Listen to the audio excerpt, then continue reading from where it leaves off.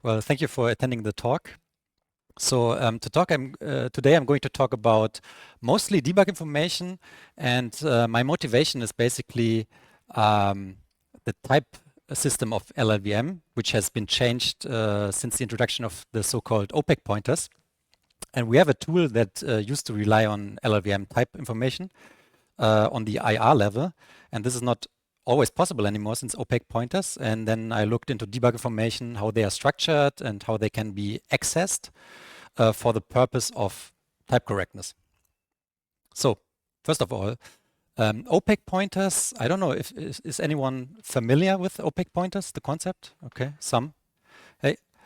So opaque pointers, you can imagine that the LLVM IR has type pointers. So if you, for instance, allocate a pointer, it is typed, for instance, a float type that points somewhere in memory.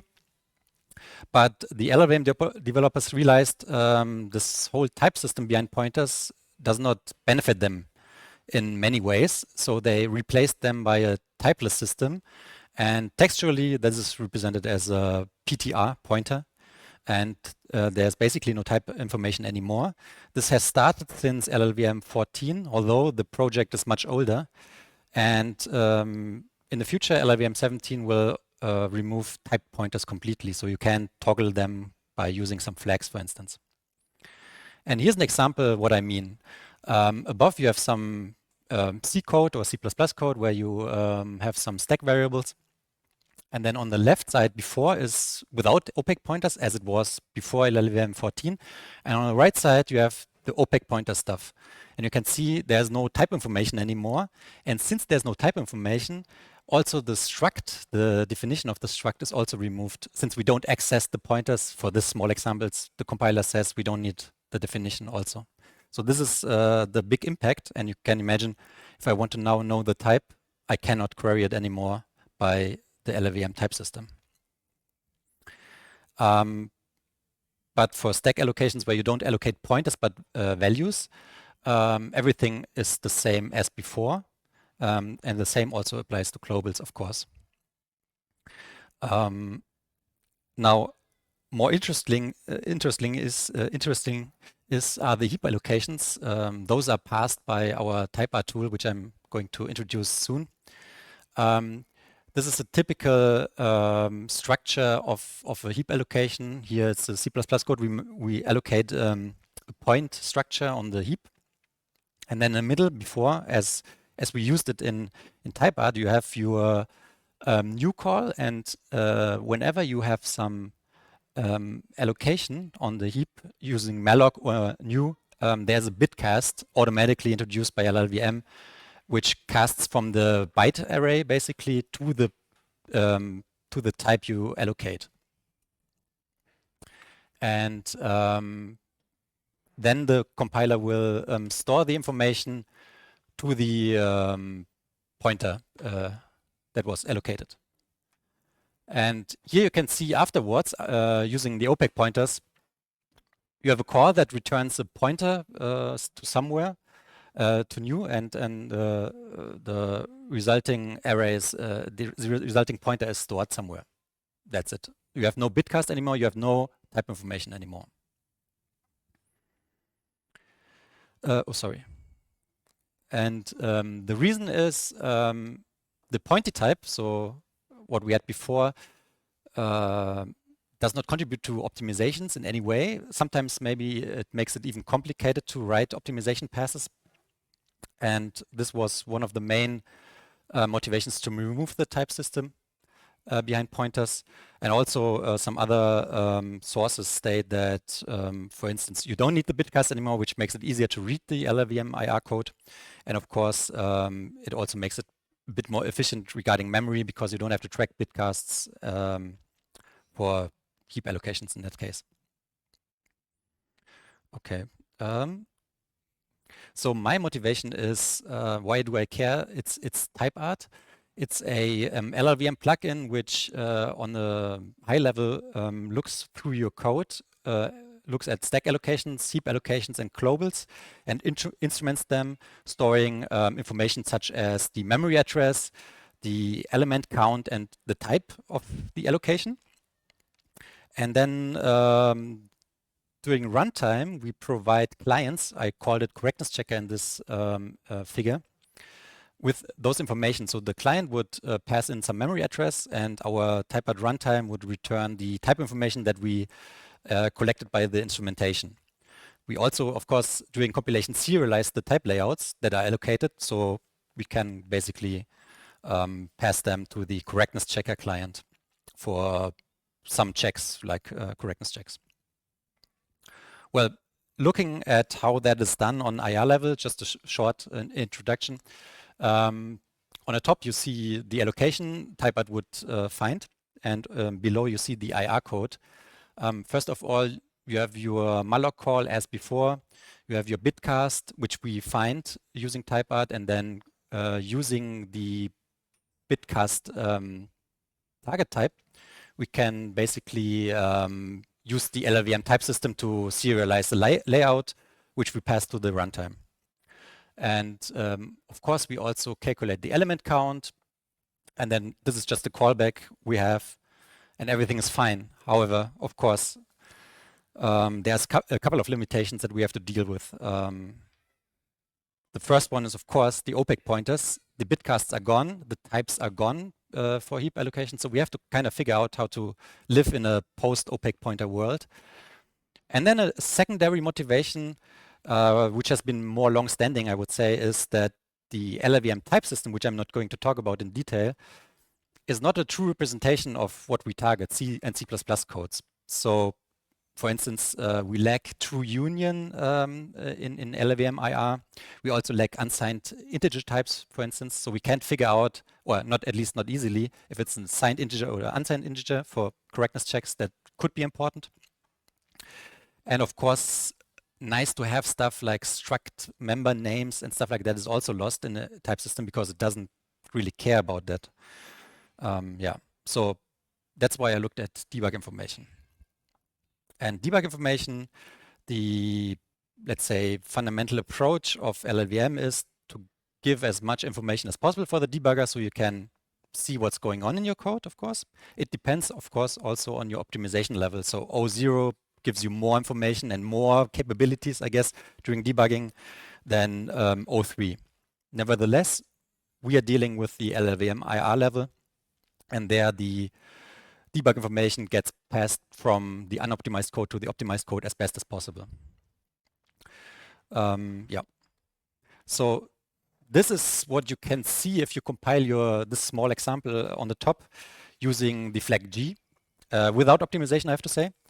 So first of all, this is the IR code for the function. You have your allocation, then you have an intrinsic call. I'm going to talk about that later. It's debug declare, which passes 3 arguments that kind of describe for the debug system what you just allocated. And then also you have your return, and you kind of see some debug statements at the end of each instruction. This is basically if you emit your IR, everything is at the end of the file, and you can see information for the subprogram. So the subprogram is a function. You see here, you see your subprogram basically. So the 10 points to the debug information for the subprogram for the function foo. You can see that the allocation is described using this intrinsic, where you see you have a variable x on the stack, and it has a basic type int. And then, of course, you also have locations in your source code where you wrote those statements. And all this is tracked by the LLVM compiler. Okay, and it has quite an extensive structure of metadata. For debug information, we are mostly interested in the DI nodes, the debug information nodes. And the most important ones, which I'm focusing on, is basically the location. As we've seen, it's a location, a debug location tracking to source code. And you also have the DI variables, which are the variables you define somewhere. It can be globals, could be locals. And then, of course, most importantly for type art is the LLVM dtype information, which shows you the structure of your structs, your basic types, everything basically you allocate. Types have a hierarchy, so you have your basic types, as we have seen in the example before. Those are fundamental types basically, so integers, floats, chars, booleans, and so on and so forth. And you also have composite types. Those are basically structs, classes, unions, so they have submembers and so on, could be nested even. And then also so-called derived types, which basically qualify your stuff. So if you have a const int, then the derived type comes into play. And all this is kind of, I think, as far as I understood, kind of like dwarf structuring, but we don't care that much about it today. So this is the most important like entry point for us. We will later see how we can get those DI variables, but those describe what you allocate or define on in your functions. They always have a name. The variable you named is encoded here. They have a scope in which function they are written down in, for instance, and then also in which file, which line, and important, the type. You can see we have global variables or we have local variables of a certain type. And then if we get to the DI variable reference, we can use the API to kind of iterate through the type system, through the debug type system. So we could get the name, we can get the file, and also we can get the type for further processing. Basic type, as I've said, like integers and stuff like that. You have your size, which is in bits. So integers 4 bytes. It is signed. It's nice to have that information. It could also be a Boolean and stuff like that. So you have certain flags which are defined in this header I've linked. It's basically dwarf tags, I would say. I list this explicitly just because when I looked into it initially, the definitions of that stuff uses X macros and stuff like that. So my EDA couldn't autocomplete. So I had to kind of like look through a couple of files to figure that out. I'm just listing it so you have an easier time than me, I guess. Okay, and then composite types. They are, for instance, structs or classes. They have a tag which explicitly says that's a structure, that's a class, that's a union, and so on. So you can like figure out what you want to do with that. Of course, a name identifier is the mangled name. And of course, importantly, elements, which are all the subtypes. That could be members, that could be functions, member functions, and stuff like that. So what you would do is once you have that, you get call get elements and then figure out which of those elements you want to iterate over or do something on with it. Yeah. And then finally, before we see some examples, we have your derived type. And derived types are, as I said, qualifiers, const, pointer, reference. Everything is a derived type. And a derived type always has a subtype. And in the most basic sense, in this example, const int, you have a derived type pointing to a basic type of int. That's it. And then I guess here you have your get tag and get base type. You have to take care. Get base type could be another derived type if you have nested pointers, nested whatever. Const pointer int or whatever. That's all multiple derived types in succession. Yeah. And here's an example. You have a struct and which has a single member double pointer to some location. And then what you would find is a local variable called x, and the type is, of course, the example struct. And then you would find your composite type behind that, which you know has 64-bit size. You get through the elements, and the element is derived type member. Then you have a pointer getting another pointer, which is a base type long. That's how it's structured. I've simplified it, but that's how it will look like in your IR code. For instance, inheritance looks a bit different, but same stuff applies. So you have a class derived, which inherits from base. and the same stuff happens. You have your composite type derived. First of all, it has a derived type inheritance, which then has a base type of class base. And class base is defined again as a composite type, which has a member, and it's called X. And then you have your member Y of class derived in the same basic fashion. And then if we have virtual functions, vtable stuff, I'm not going to talk much about virtual functions, but we can if you have questions about that. Here you have your base class, and you have two members basically. The first member is a special member. It's transparent to you, so to speak, if you program. It's automatically emitted by the LLVM or by Clang, I guess, which is the V pointer. And this is kind of a special thing, I would say, because it's just a pointer to a pointer, and this points to an integer in the end. I didn't resolve it totally, but that's how it looks like. In my experiments, it always looked like this, but I haven't have extensive experience with inheritance and virtual functions. And then, yeah, sorry. And then at the end, you have your member X. And one more thing that bit me was if you have like recursive types, so you have a struct recursion and then it has a pointer to itself. When I iterated through the debug system, I got an endless loop, so I'm listing it because I had a problem with it, where you have your composite type, and then you get a pointer to the base type recursion. You know, if you follow that again, you kind of follow it forever. So you have to figure out that which debug information, which nodes you have already visited. Yeah. Is there any questions so far? Otherwise, I will continue with how to find this stuff. Okay.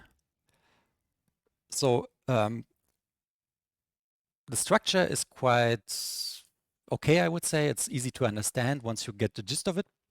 But finding the stuff can get more tricky, I would say. To find those debug information, LLVM has some intrinsics. We saw one before, the debug declare function call. This is, if you compile with debug flags, it's emitted automatically. And but there's some more stuff I'm going to talk about. So first of all, debug intrinsics, we have two main ones. The one we saw was the debug declare one, but we also have the debug value one. They both take basically three arguments. The first argument is for debug declare, it's the address of the value it is describing, and for the other one, it's the value itself. This has reasons. The debug declare is mostly emitted and kept when you don't optimize your code. The debug value is used once you optimize your code. The reason is if you optimize your code, stuff may not be on the stack anymore. So the address that debug declare described may not exist anymore. So debug value is used to describe what happened to the value. Maybe it was promoted to a register or whatever. Something like that you have to keep in mind when you look through your code for debug information. Yeah, and then you have the DI local variable itself, which is the stuff where you can get the debug information to figure out the layout of your allocation. And the last one is a so-called complex expression.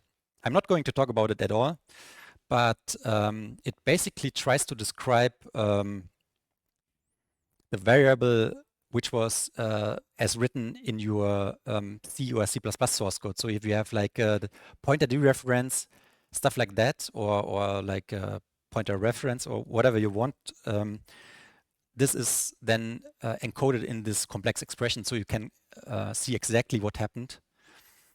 I have actually only seen it in the documentation. In my small examples, there was always a empty expression, basically, as you see here.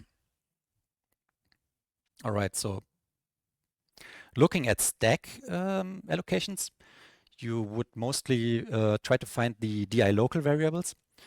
And there are a couple of helpers that that can make your life a bit easier. And they are defined in this header. and for instance, find debug users or find debug values, you would put in your allocation, your alloca, and then the stuff iterates over and you get as return values the debug declare, the debug value. And then from there, you can take one of the 3 parameters and do something with it. That's how you can approach the problem. You can also do manual data flow analysis. I guess depends on how you want to approach it. For globals, they have this global variable expressions. Those you don't have to do any data flow analysis because it's attached to the definition itself. So here we have a global which is called X global. It's a simple struct type, and we would just say, hey, get me the debug information, and then you would just get this from there you can iterate through the debug information. Well, now it gets tricky because now we are actually at my main motivation is heap allocations. And you have to imagine that in malloc and new are from the point of LLVM IR are function calls. And especially for C, malloc is untyped, of course. And the type information you have to extract through finding the alloca pointer, which we see in the first line, because the malloc call itself does not have any debug information, maybe the line number or something like that. So you would have to look into the result of the malloc call. You would have to use some data flow stuff and eventually find the alloca data from where you can then find the debug information. For C++, it seems a bit easier. I haven't tested it extensively, but apparently since Clang 11, there's a special metadata field emitted, which is called heap alloc site, because new is typed. So Clang already knows the type, which is then emitted as metadata, which you can just access with that simple call. I tested it this morning. Should work. Yeah. But I don't know if it's always there. At least in my tests, it was. But coming back to malloc, those are the main complications I've identified, which stopped me from implementing a serious like tool for now, which is a couple of use cases where it gets kind of tricky. So the first one I've already discussed in the previous slide, right? Where you have your normal, you have your int, your declaration, and then your straight up store operation, basically. So you would have your malloc, your store, your alloca. That's tractable. But then you have your cases where you, for instance, assign to an argument, which is, I think, quite common. There you have to find the malloc, the store, and then the argument, and from there you extract the debug information. But then you could also return a malloc call directly. And here you have your malloc, then you would find, using data flow analysis, you would find your return statement. And then you have to look into the function, because you have to look, the function has the debug information, which type it returns. So you have to kind of look into the function, the type which is returned there. Otherwise, you lose the information. Yeah.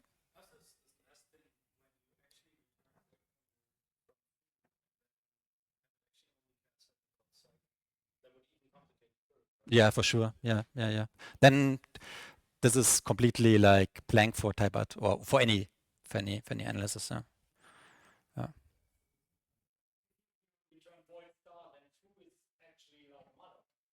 Yeah, exactly.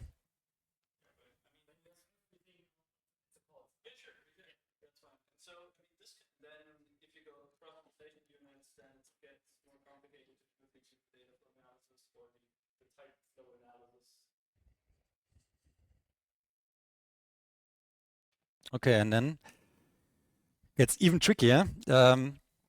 If you assign to a submember, which is, I would say, also quite common, you cannot just look at the store because there's also a get element pointer instruction, which actually fetches the submember of the struct. And then you would find the alloca of the struct itself, but you have to look at the gap and the alloca to kind of find the member that is assigned to, and this has to be done manually, like by you. There must be some algorithm. Gets even more complicated, of course, if you can imagine like nested gaps and stuff like that. So yeah, you have to resolve the gap element pointer instruction somehow. And of course, this is, I would say, one of the trickier parts. And lastly, the point 5, I don't know how realistic it is, but I think you have to handle it.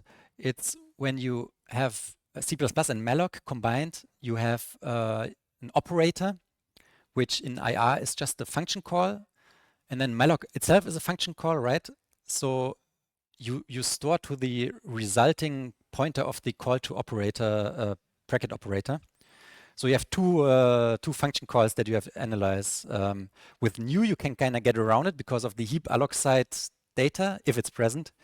Otherwise, you are also in problem territory, I guess. Yeah. Mhm. Is it?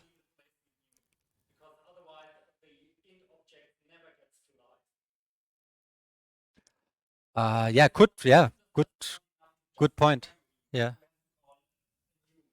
I see, I see. Yeah.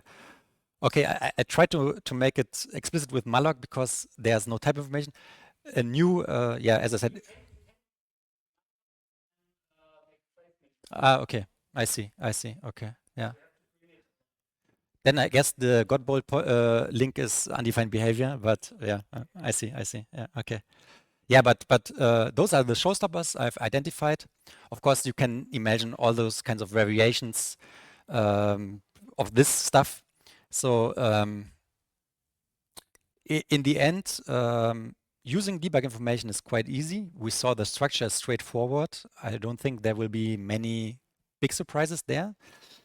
But yeah, the findings part is, I think, the most tricky one, and that is work in progress, at least for my use case. Yeah, to conclude, DI nodes can completely replace what we did in typeart with the LLVM type system before the Opaque pointer stuff. It can even give us more information, names of struct members, constness. We can also track if we want to, to emit better diagnostic messages in the end. But yeah, as I said, biggest issue, finding debug information and maybe missing corner cases I haven't thought about yet or I haven't encountered yet. Yeah, that's basically all my knowledge about debug information as condensed as possible. If you like that talk, I've prepared a GitHub project which is an iterator over debug information. It finds allocars, iterates over it, and prints it to console. So you can kind of play around with the lessons learned, I guess. It's quite simple, but maybe it's helpful to kind of further your knowledge about debug information and the structure behind it. If you liked it, leave a star. And exactly. Send me some money, everything, everything. Yeah. All right. Now I'm done. If you have questions, I can answer.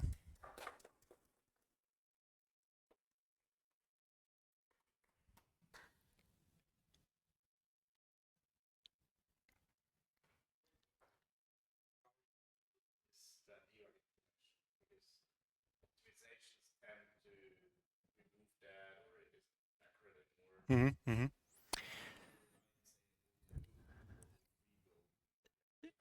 Yeah, yeah. That's a good question. How reliable are debug information in the presence of strong optimizations? I cannot fully answer that because I've only looked at a couple of cases where we looked at the resulting code of O3 or O2.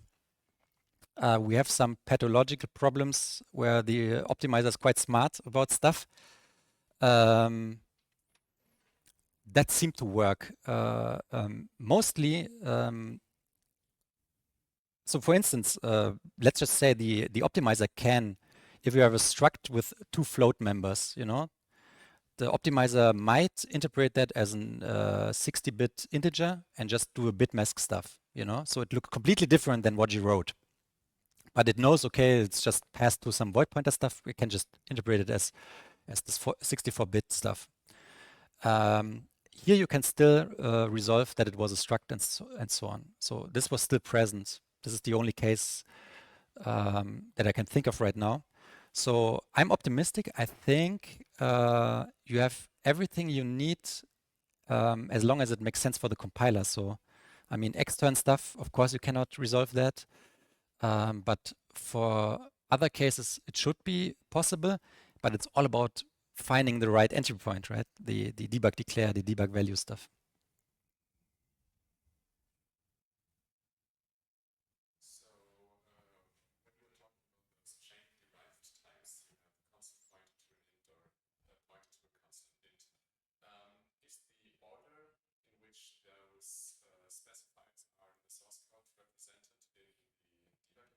Should be, yeah. I tried const pointer variations, you know.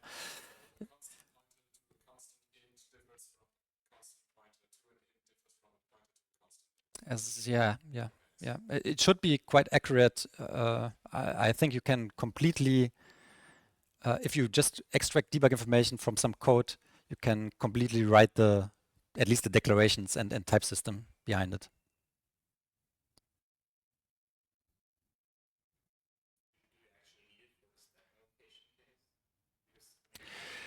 Uh, in Exactly. No, for that, in theory, no. But since we have to invest the time, we do it for everything.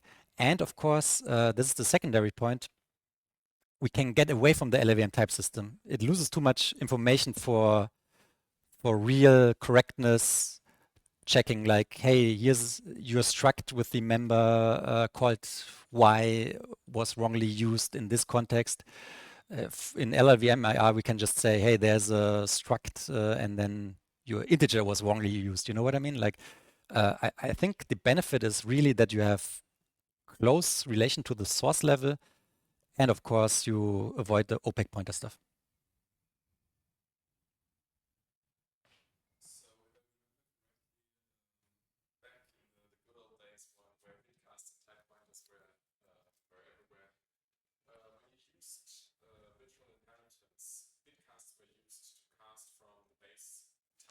Yes, I looked into it since we had this discussion. Um, um,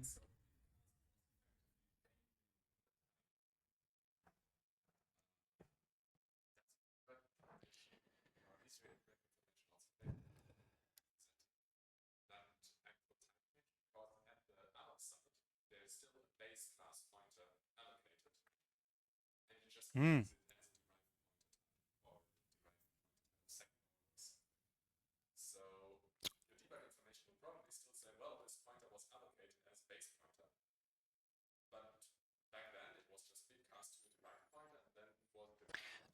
I can't answer. So your question was, sorry.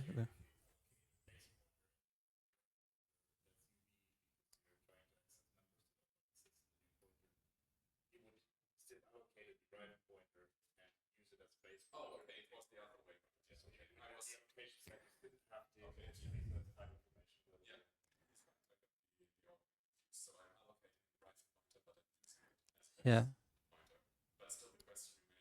yeah. I haven't looked, yes, I haven't looked into this specific case. However, I would say since new is typed, you would see that you allocate derived and assign it to a base. So this should be no problem. If new didn't have type information, I wouldn't be able to answer that confidently.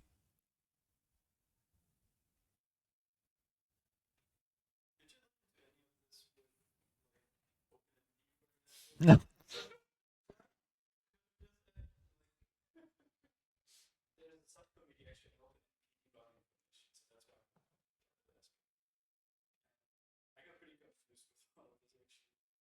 Hmm. No, just plain old C, C++, finding some stuff. Yeah.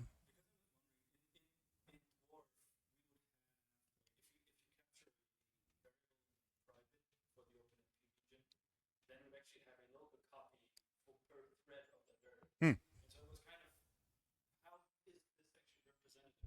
Good question. Yeah.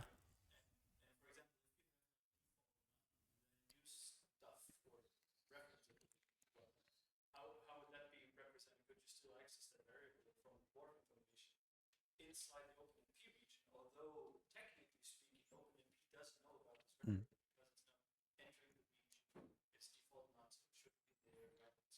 Yeah. To be honest, no clue. I've not looked into any extension stuff. Hmm.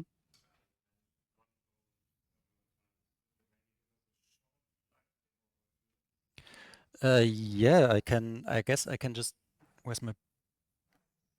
I can just open it. I hope that works. Yeah, this is basically. Are you familiar with the Compiler Explorer or Godbolt? Yeah. Ah, yeah. I used this flex, so it kind of prints it to the output. If you remove that, it's different, but yeah. Godbolt, as far as I understood, maybe you can correct me, removes the debug information. It kind of truncates the whole stuff. So to get the full picture, you have to, I had to at least, use this call, which emits it here.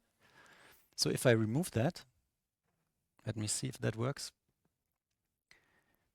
Then you get this, where the debug information are cut off. This is kind of annoying to.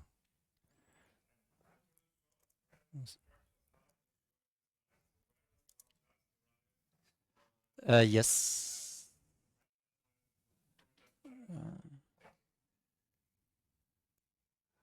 Um, it's hard for me. So you have your local variable here. This is class derived. And then you look at type 16. Type 16 is a derived type, sorry. It's a pointer type. 17 is a class type.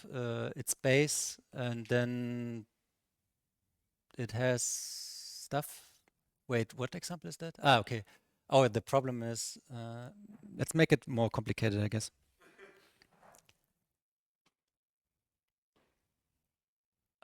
Okay. So is that working?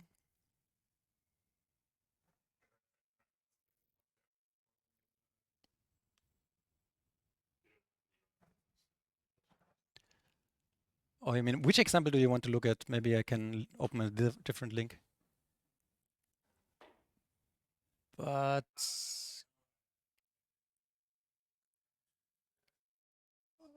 yeah, and this is with the virtual function now implemented, which changes everything. And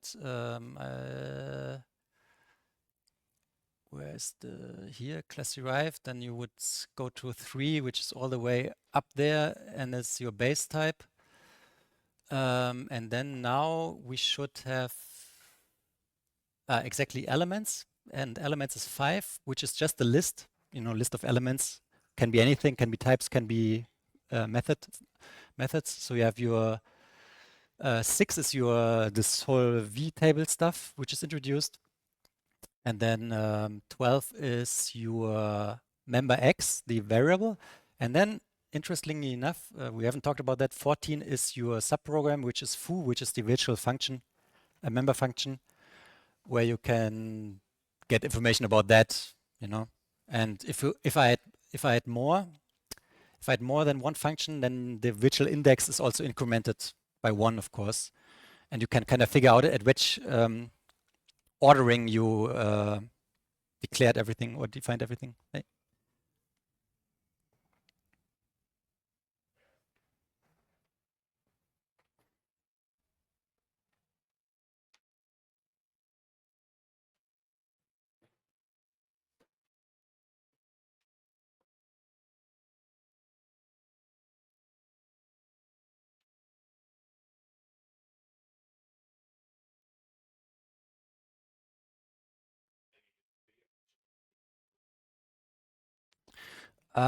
So typeart is we're using it for MPI correctness.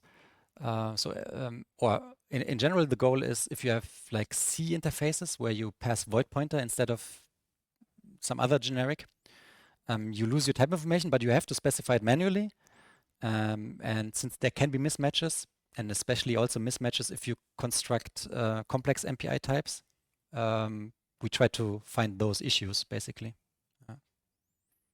So whenever you lose type information, we want to provide it again, which is mostly the case for C codes or C interfaces.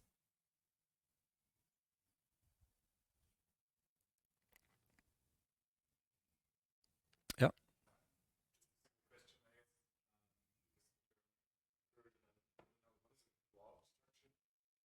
A dwarf structure.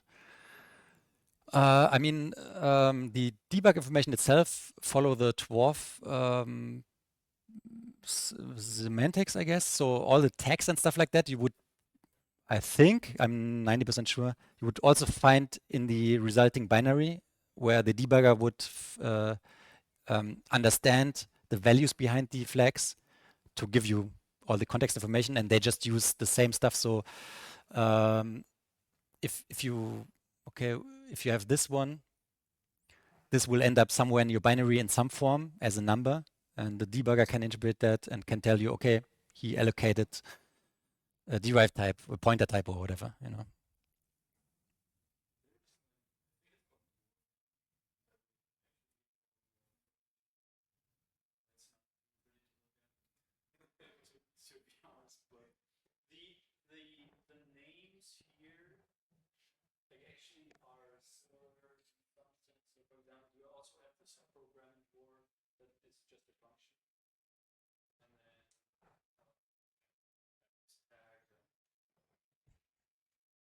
Hmm.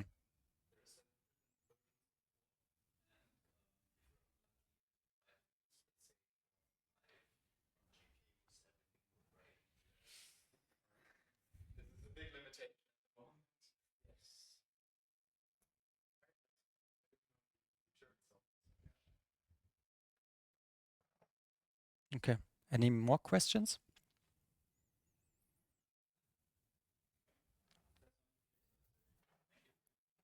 Thank you. Yeah.